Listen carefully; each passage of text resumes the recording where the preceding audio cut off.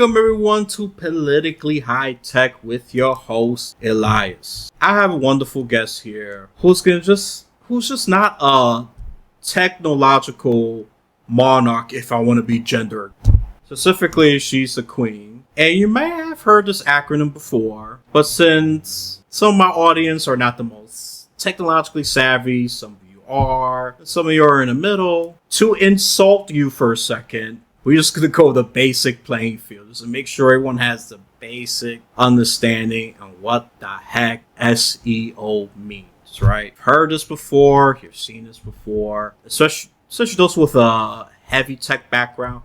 They know what this is. To them, this is their ABC. Their SEO is their ABC. That's the basic foundation for them. First, like me, I say I'm moderately tech savvy. I can throw myself in the middle in that category. I can figure out basic to intermediate problems when it comes to like real advanced stuff. You're talking to the wrong guy, okay? Don't ask me. You're wasting your time.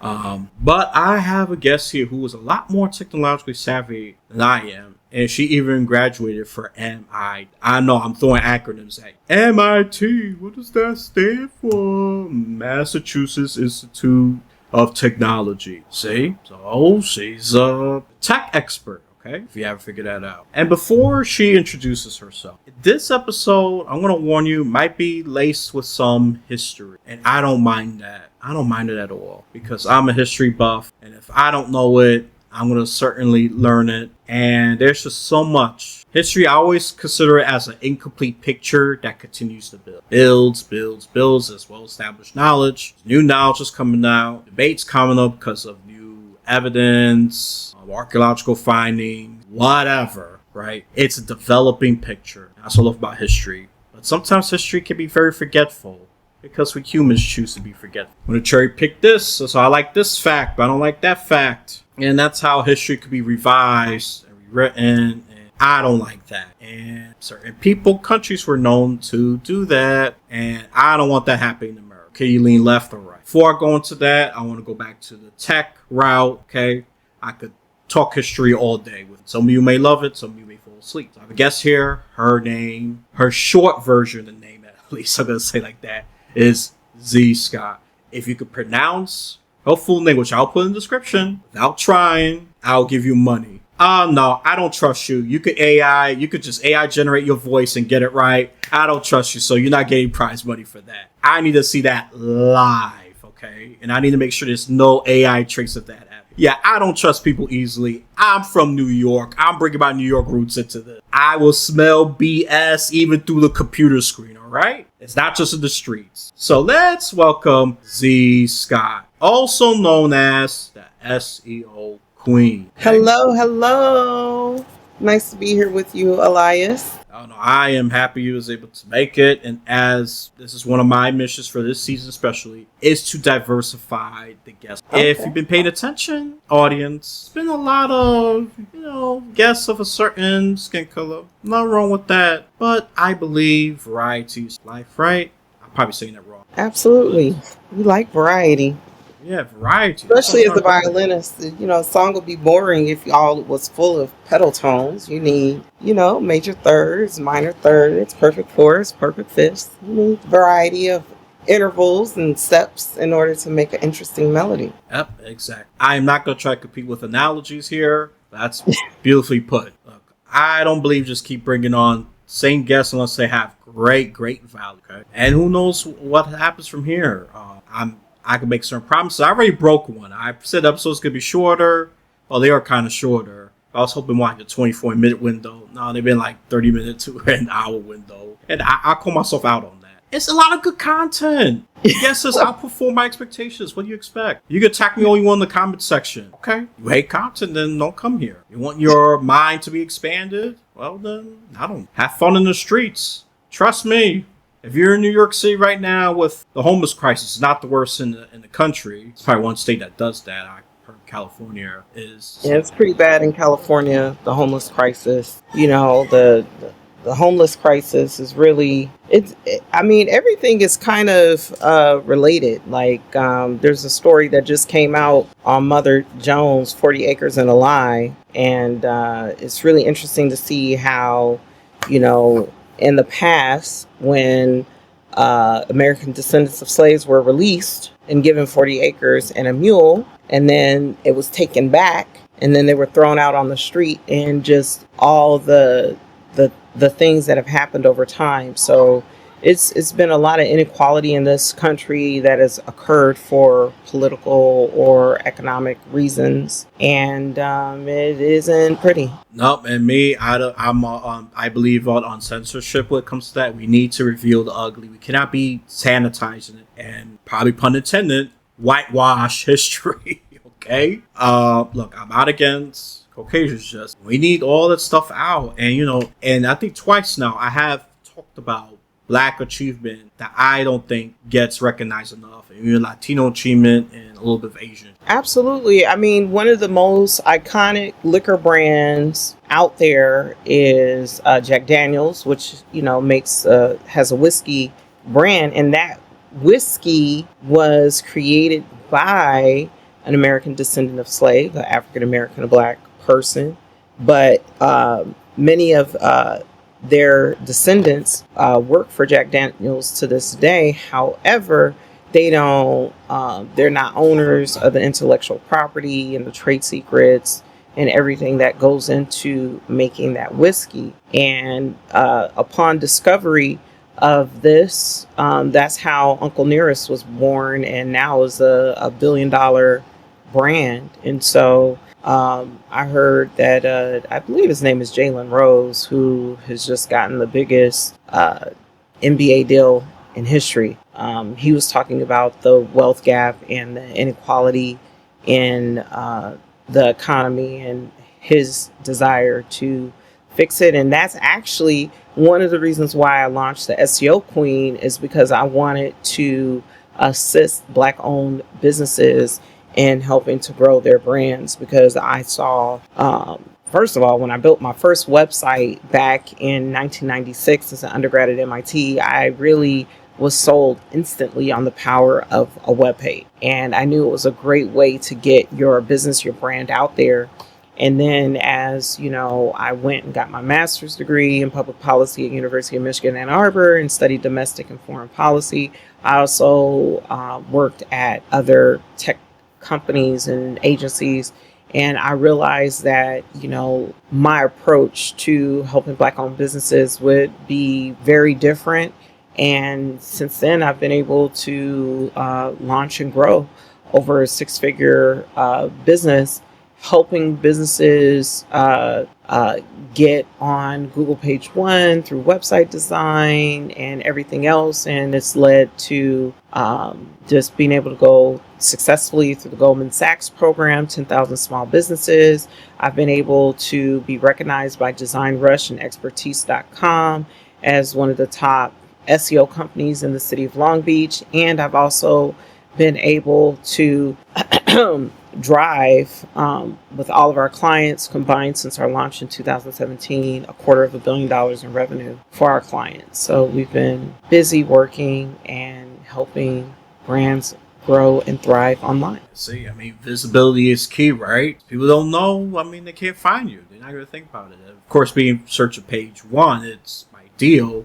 That's where a lot of people just click on their first site where they need to, buy a product, look for an article, whatever they need to, watch YouTube videos. Actually, YouTube video is more of a bad example. Or look for a particular video on a specific subject. Yeah, you want to be on page one. People these days, I'm sure, are ready to rarely click on page 2, 3, and so on. You're page one. I'm not a tech expert. Label me that. Just saying like it is using pragmatic, ABC, basic sense. I don't call it common sense because it's getting rare. Basic sense thinking. I think I don't know what to call it. Maybe sense. I'm just gonna call it sense. It ain't common. It's not common anymore. It's not common. I know I'm being a smart aleck, but it's getting rarer and rarer, and it actually scares me. And I used to be someone who lacked that quote unquote common sense, but I think I've gotten getting better at practical touches as I got older. I was more of a bookworm as a kid, and I got computers. Ironically, yeah, I think my first computer I touched on was a 95. Yeah, I was like in kindergarten. Oh, wow. I destroyed it. I practically destroyed that computer. Well, that's how I learned. Pissed off my parents. That's my very first exposure to a computer. Wasn't groundbreaking. Wasn't a genius there, but it was more trial and error. It's like a lot of people. But that's my very first experience with a computer. I just learned how to use Microsoft Paint, play games. Nothing groundbreaking, you know. You use Microsoft Paint? Yeah. Oh man, that app was so annoying to me. It was so limited. I know compared to now, that's like ancient history. Yeah, I know it's ancient history, but I remember like, you know, that app, I never really thought I was any good at graphic design, and graphic design is not my forte, but I can fake it with Canva. That's why Canva exists. That's why Canva's doing so well, because I would say the same thing. I collaborate with Canva or some other AI product. There you go. I'm a superstar now. You got none of me artists. I'm like, let me go through these templates Canva has. And if I don't see something I like, let me go on YouTube and see some tutorials. Between Canva and CapCut, my video editing skills are top notch. Yep. Telling these softwares, equalizing the playing field, because back then, I could just imagine back then, I think my brain is about to explode, how these people could have done these things with such outdated stuff like Microsoft Paint. Yeah, try to code graphic design Microsoft Paint, I will respect, because that's such a ancient, ultra complicated, to me that's calculus, how you figured that nonsense out. Yes, I'm going to call it nonsense because I'm a proud hater. I said, wow, you're great. But if you do it through Canva, it's like, oh, I'm not surprised. That's smart, but it's not me. But if you did it Canva is like the best $120 I spend a year. Yeah, Canva is great.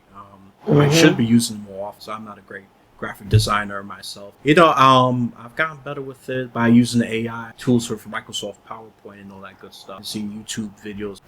All right, let me not brag about my tech skills. That's not what you're here for, listener. And the host is talking about himself. Well, I gotta start somewhere, right? You call me egomaniac, I'm fine with that. To some extent, it's kind of true. I won't deny that. But let's get back to that 40 acres land, you know, something that Abraham Lincoln tried to do, but was thwarted by that backstabbing Andrew Johnson and Rutherford B. Haynes. He was such a weak cop. And ever since then, it's been a permanent effect of Black and Latinos. Black Latinos used to be in the Republican Party back then during these times. Fed up. Ever since then, well, even till today, fast forward to today, the Democrats still have a decent lock. Well, Latino population, their lock is weakening a bit. And when it comes to blacks, I'll say Democrats have lost just more like the young black man population, just a little bit of that, just to preserve the content. Because trust me, they're not getting much on that. I don't want to say, oh, Donald Trump is getting every single black person. That is obviously fake news. That's obviously misinformation. He's only able to take like probably 5% at best on some of these polls, but sadly for the Republican Party, that's probably enough for him to win. Yeah, ever since those compromises and not trying to fight, I would say strongly with such laser focus for those disadvantaged populations. Yeah, I mean, well, I think the problem with a lot of the discourse in American academia when it comes to inequality and race and history and the question of reparations is that the reality of the hate and the discrimination is just not acknowledged. In fact, I think a lot of the pain of the descendants of slaves is discounted, and it's just an evolution of the dehumanization that happened during the time of slavery. And so, you know, when you look at the work, there's a book by Dr. Joy DeGruy called Post-Traumatic Slave Syndrome. And in this book, she goes through the history of scientists and how they created nomenclature to explain the animal kingdom and then also to explain, you know, Black people. And they would call them feeble-minded or juvenile or different things. This is the type of language that Margaret Sanger used to launch the American Birth League, which is we know now as Planned Parenthood. And so you have this dehumanization that takes place to discount the humanity of those who are being oppressed. And this continues to this day when people discount the effects of this 400 years of no payment for labor. And when when I was in high school, I was a Young Black Scholar. At one point, I was the team captain for the Young Black Scholars Black History Quiz-Off team, and I really was optimistic in high school going into college that America really could be this salad bowl country. The salad bowl being a metaphor for a diverse mixing of people that really respects people's differences. But what I've discovered in my personal life and just watching how things transpire is that certain categories of people are more protected. I literally stood in a co-working space some years ago, and this white man who was gay proceeded to tell me about how he was so oppressed because of his sexual orientation. And as a black woman, as a heterosexual black woman, you cannot tell me that a white gay man is more oppressed than a straight black, like where they do that at. I mean, now I'm so happy that Mother Jones has came out with the research and the receipts to confirm and to solidify these things that we know from personal experience. As a business owner, as I'm working with businesses, building their brands, and just seeing the amount of wealth and revenue I've been able to generate in less than a decade of my business being in existence. It brings home every day what has been lost from 400 years of labor that with no interest, no payment, no asset accumulation, no intellectual property protections. When you look at that, it's a very stark and bitter reality that somehow, as the SEO Queen, I have to acknowledge and still press forward, to move beyond. And the only thing that keeps me from just burning this whole country to the ground is just my faith in God and knowing that the battle is the Lord's, not mine. Well, that's well beautifully said, and I don't mind some of the raw. I don't even care if the story has some ugly. I'm a realist. This is, if you want Disney-like content, get out of this podcast. I'm not about that. I'm not going to, let's just magically make all the problems disappear.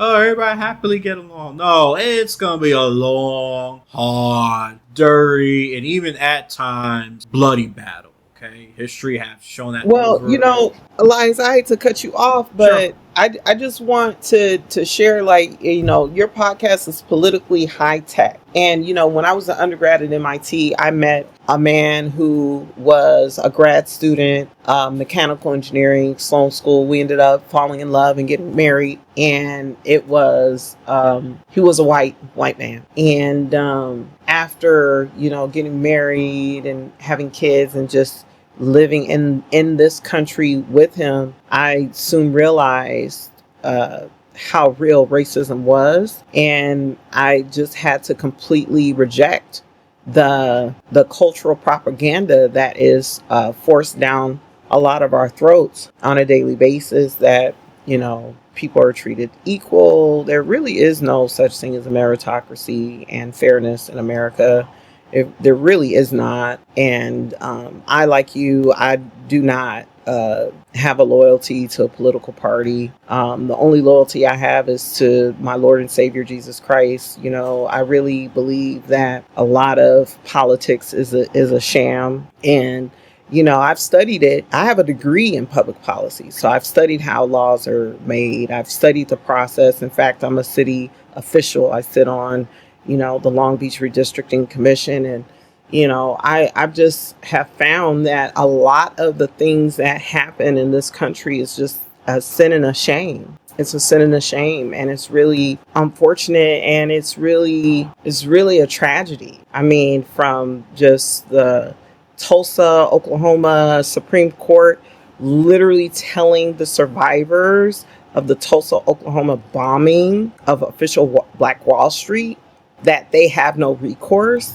There's no justice in this land, and when there's no justice, there's our justice system is broken. It's an injustice system, and it's a farce. Anytime you have people saying, oh, you can't define what a woman is, or you can't define what a man is, or I mean, this is crazy. Since when does biological classifications become a hot button issue? Unfortunately, in the United States, there is precedent for that. This madness has just went way, way, way too far. Oh, no, I agree. And anyone who wants to argue against that, I welcome it. I might have to start doing a live show. So if you want to spill your counterpoint, I'll welcome it. And I'll be happy to even challenge you if I have a guest on that time. I even let the guests in, but that part will be up to the guests. But that's just a future plan. That's more TBD, TBA, whatever acronym makes you feel comfortable. Because some of this, I mean, I'm sure some of you have different takes. It's like, oh no, this country is equal. It is based on this, not working hard enough. Look, all I'm gonna say is this: for her to reach her milestone, she could not be lazy. All right, can you be a lazy move for a few days? Yeah, but that doesn't make you a lazy person. But having laziness as your main personality trait, I doubt you will be here. I doubt you will become the SEO. Or, not trying hard enough. She got a business that looks beautiful. I even checked it out. Well, I mean, let's take it even a step further. You can't build one of the most successful countries in the world in 200 to 600 years on laziness. This is impossible. No, it will eventually crumble. Right. Yeah. So my family, my mom's side comes from Arkansas. My dad's side comes from Louisiana, and my boo's side comes from Louisiana. So I'm going back to my Louisiana connection. And there's just a long line of successful people, entrepreneurs, preachers, politicians, and more. And, my family has had a lot of success. I mean, I have airline pilots in my family. I have very successful entrepreneurs, many church founders, and missionaries, elected officials, a whole 9 yards. And a lot of the success of my family, in addition to just hard work, is just faith in God. Yeah, you see, people, that's what you gotta be focused. Faith of the great God, spelled dog backwards. Okay, that's what you gotta focus on. Trust me, all I'm gonna say this very briefly. There was a time where I wasn't following that. Put it real short. It was a huge mess. I thought I was wiser. There's plenty of biblical quotes of people who prompt themselves as wise are really foolish. I mean, I could come with a lot of modern examples. Look at some politician, okay? Think they could get away with slick talk and all that, or even act in a certain way. And I'm going to use Jamal Bowman, for example.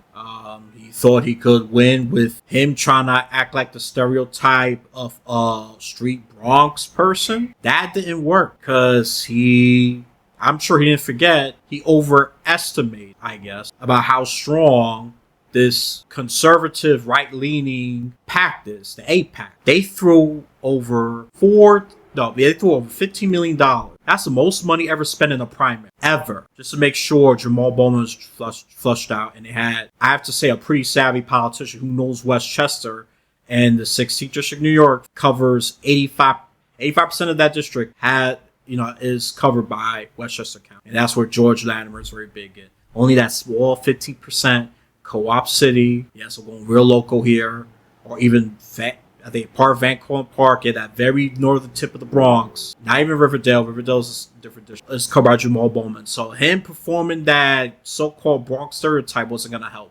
Even if every single person came out of it. And look, my position of the whole Hamas-Israeli thing, just real quick. Peace, two-state solution, but you have to do certain drastic things. Hamas needs to be taken out, and you need to replace Bibi Netanyahu in that government. Okay, that's the way you're going to get real change. Two-pronged change. Pretty controversial because I'm taking neither side. If anything, I probably side slightly to like center because a lot of leftists push for more too.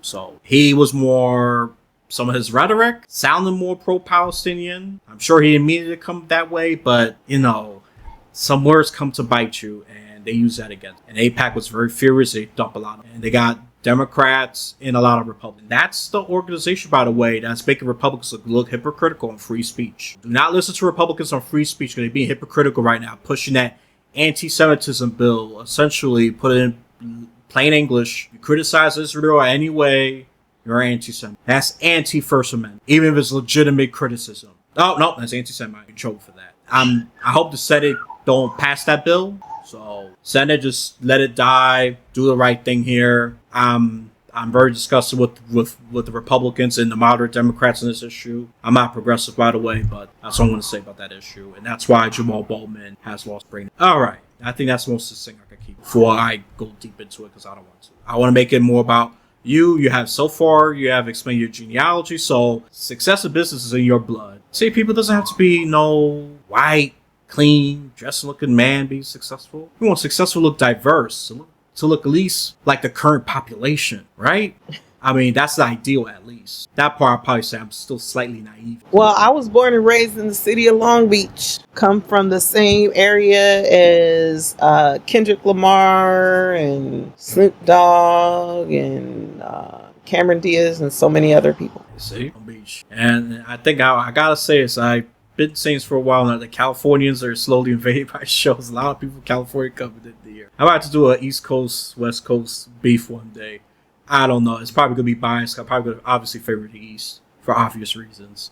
But I ain't going to get into that. Nah, New York is number one. You know what I'm saying? Nah. Yeah, my bias will be right there. I'm going to be unabashed, unashamed. So it has to be someone from probably the Midwest. It can't be this guy. This guy has a clear conflict of interest. I got to side with the East. Just saying it. But let me get back to SEO Queen here. How she could help you outsmart this rigged algorithm that favors certain, I don't know, IP people, whatever. I'm sure there's a bias there. I'm sure there. Well, the only bias that Google really has is towards great content. Now, if Google is a huge organization. And believe it or not, not all of their products and platforms integrate seamlessly together. So with that in mind, you can really leverage the algorithm in your favor by, having the right content management system. I'm seeing websites years ago. Well, when I first launched my company, Wix was not really ranking. It really wasn't working. But now Wix is performing. So Wix, Shopify, Squarespace, and WordPress. I prefer WordPress because it's an open source software and it's a website that you can literally download off the internet onto your computer and move to another server. And you don't have to worry about having to rebuild your website like you would with like Shopify or Wix, because Shopify and Wix.com are the only places that you can host a Wix website or a Shopify website. So I'm all about being platform independent as much as possible and owning your data. And owning your data is really important, especially in the algorithm age. As a business owner, like 3 things that I would encourage businesses to do so they avoid mistakes is number 1, really understand how your ideal customers are looking for your products and services. And then once you understand how they talk about it, you want to create content that speaks to the questions that they have. And you want to keep an open mind and leverage all the free platforms that are available, including social media, YouTube, Facebook, Pinterest, LinkedIn, because part of the algorithm age is having a brand, and that brand being able to send the signals to the algorithm so it knows that you have the experience and the trustworthiness in order to rank higher on search engines. Okay. Well, and then, of course, using this business to, of course, promote small businesses. I'll say more particularly black-owned businesses. I mean, they need to hit some success. I'm sure some's been around long enough. A few of them has had success. Correct me if I'm wrong here. I'm probably going out of a limb here, but there's some that struggle and stagnate because they don't have the capital and access to more capital. Yeah, that's definitely a big issue, and one of the things that's happening right now, you can read about this on earweb.com, is just the ongoing lawsuits that are happening. Like, we already have seen the demise of affirmative action, but black-owned businesses get less than 3% of the venture capital that's out there, and most black-owned businesses their shoestring budget is so thin that when they get investment, they're able to scale in a big way. So there's a lot of movements to stop different grant programs that were designed specifically for black women-owned businesses that have been under attack, but people are fighting. And as the SEO Queen, we have a lot of free resources, inexpensive resources to help businesses at every stage in their journey so that they can grow and learn. SEO is a powerful way for businesses to really connect with their customers, whether it's business to business or business to consumer, at the exact moment in time that they're looking for their products and services. And so SEO is really powerful, and I highly recommend it. And you can always connect with me at seoqueen.com or on Instagram at the SEO Queen. I'm for shameless plugins. It was perfectly relevant. Be annoyed by it because I'm not going to change on that. Look, every day is a grind and a hustle. You hate me for saying that, but it's the truth. I gotta make at least some of that. So I'm for shameless plugins. I am capitalist on that. I'm a hardcore capitalist on that. Yeah, shove it in there. So she's perfectly relevant. I'm fine with it. Even if it's not so relevant, I just probably cringe a little bit. Like, I expect that, but okay. But other than that, that's all good. Then you form your own thoughts or opinions. I'm not gonna give you the answer to that. I want to keep the conversation. What was in Elias's head when this person just threw a random plug-in that has nothing to do with the subject? You talk about flowers. This person plugs in the ice cream product. What? How we get from flowers to ice cream? I'm sure there's a way. You just don't plug in it. Hey, whatever. So far, no one has done that. The random plugins, that's normally for the end. Especially if it's not relevant to this conversation. Then it's not like that or whatever. So, listen, so far my guests, they have mastered that naturally. I don't instruct them. They do plugins at their own discretion. If anything, I encourage them to do more. Especially if it has a nice tie, a nice relevance. This is a note to you future guests, okay? Take note. If you ignore this, I cannot help you. I can't. It sounds cruel or heartless, but I can't. Okay. Anyways, let me get back on track before I do. So, how can... I'm sure AI could assist. So much tools for it, by the way. I think that'll be I think I won't be surprised. That'll be one of your competitors. Just AI tools out there. Let's help with SEO. How can AI help these businesses become more searchable, more... I'm sure there are ways. I'm not gonna say if. Yeah.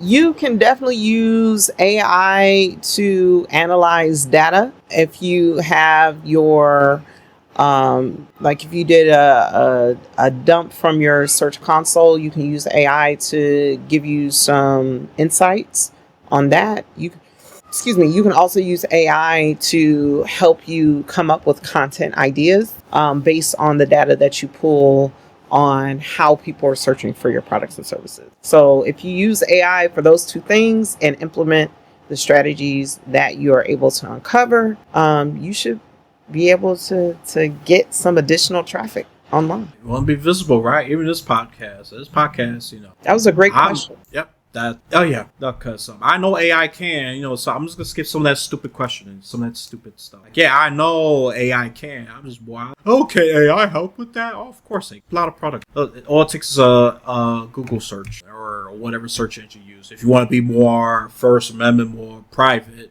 you use Brave.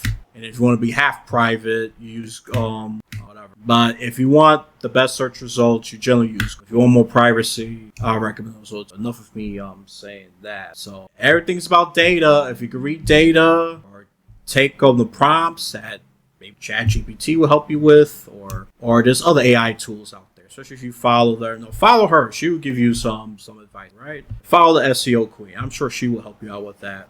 But I gotta cut that part a little short because I want you to contact her. Yes, I am somewhat artificially moving traffic. Yes, blame me. I don't care. Go to her. She'll have a lot more ideas, okay? All right. Well, thank you so much, Elias. Thank you for having me on your podcast. I really appreciate the shout out. Thank you so much. Yeah, no problem. So I'm going to plug in all the links, her social medias, all of that good stuff.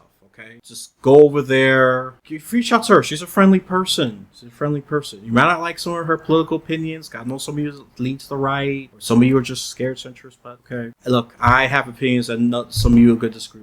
But fortunately, I gotta wrap this up. We got other things we need to do. So from wherever you listen to this podcast, you have a blessed day, afternoon, or night.